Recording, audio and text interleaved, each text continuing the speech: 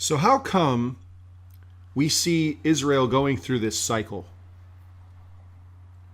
The reason has to deal with power, authority, and jurisdiction. But whose power, authority, and jurisdiction are we talking about?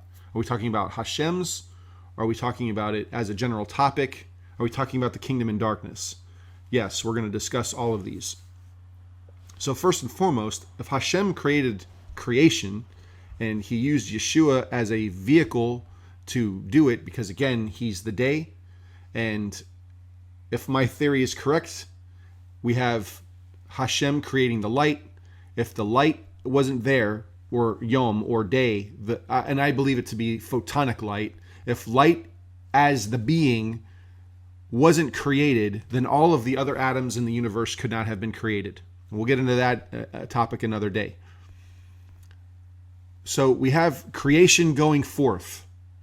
Hashem is telling us in Genesis chapter 2 that when he's discussing power, authority, and jurisdiction, he uses his name, Yod-He Vav-He, Hashem, okay, in conversation with Adam and Chava.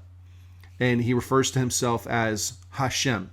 He's telling us that he is the eternal ruler. Judgment and the eternal judge is part of rulership. So he's establishing himself as ruler of all.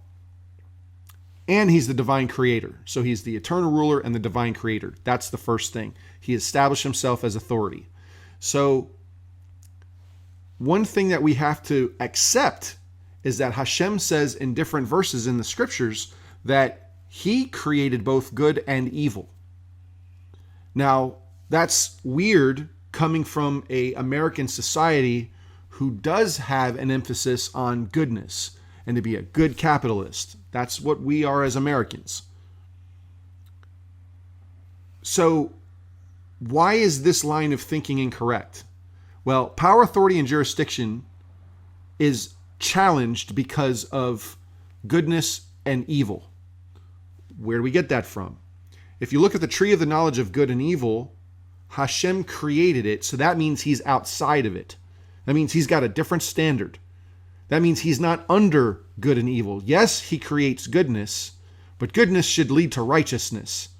That's the point of goodness. Goodness should lead to righteousness. But what has a tendency to happen, not just as an American lifestyle, but across the world, goodness leads to the desires of a person's own heart.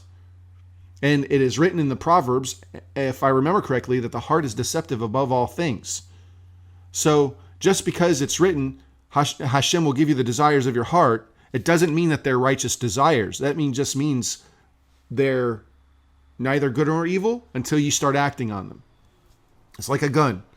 You can have desires, you're not going to have a gun, but what's the gun used for? Is it to go out and to take, or is it to defend if people are coming in to take from you?